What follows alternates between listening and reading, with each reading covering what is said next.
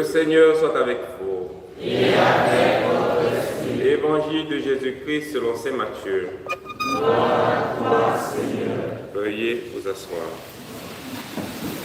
En ce temps-là, Jésus disait à ses disciples, « Veillez, car vous ne savez pas quel jour votre Seigneur vient.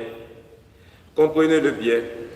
Si le maître de maison avait su à quelle heure de la nuit le voleur viendrait, il aurait veillé et n'aurait pas laissé percer le mur de sa maison.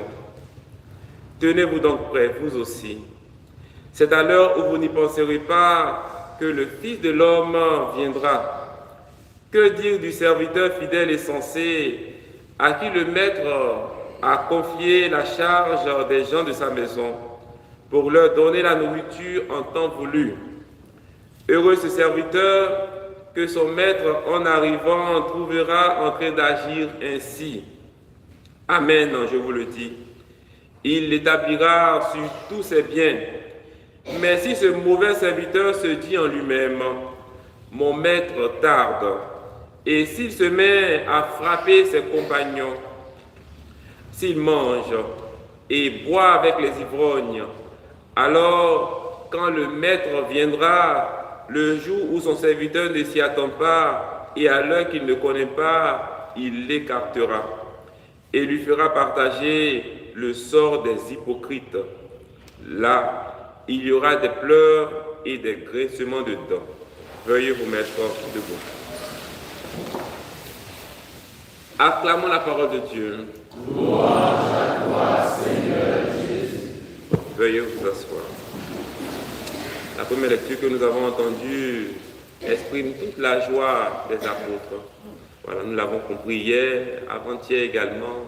Paul, Sylvain et Timothée sont toujours dans leur joie, une joie immense, parce qu'ils se rendent compte que véritablement le peuple de Thessalonique a grandi dans la foi. Donc, ils voient leurs difficultés, leurs épreuves comme quelque chose de banal. Ils ont souffert, ils ont transpiré véritablement, et leur transpiration-là a produit du fruit. Donc, ils se demandent comment est-ce que nous allons dire merci à Dieu? Comment est-ce que nous allons lui dire merci pour toutes les bénédictions qu'il a accordées à ce peuple de Thessalonique-là? Donc, ils sont dans la joie, une joie immense. Et ils espèrent même dans leur dire, revenir encore pour donner la parole de Dieu à ce peuple-là, pour compléter ce qu'ils ont déjà fait. Il veut véritablement venir compléter. Donc il dit, Seigneur, permets que nous puissions revenir encore pour compléter cette foi-là que nous avons donnée à ce peuple-là. Parce que vraiment, nous sommes dans la joie quand nous les entendons parler. Nous sommes dans la joie quand nous les entendons, nous les voyons vivre.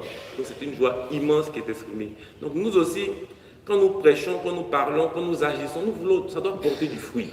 Voilà. Nos actions pour véritablement annoncer la parole de Dieu, annoncer l'évangile, doivent porter du fruit. Si ça ne porte pas du fruit, ce n'est pas bon. Voilà. Donc, que nos actions véritablement puissent nous apporter beaucoup de joie dans le cœur. L'évangile est un appel plutôt à la vigilance. Appel à la vigilance.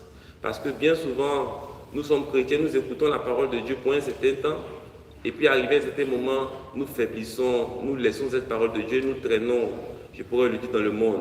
Nous oublions cette parole de Dieu-là. Et le Seigneur le fait comprendre, être veillé, c'est rester vigilant, parce qu'à tout moment, c'est l'image du voleur, comme il a dit. Le voleur, quand il vient, on ne s'attend pas à ce qu'il vienne. Et à un moment, bien entendu, sans savoir, il arrive. Et quand il arrive, il nous surprend. Donc nous ne devons pas être surpris également par la venue du Seigneur. Et la meilleure manière de ne pas être surpris, c'est de veiller. Veiller, ça veut dire prier d'abord, tout d'abord.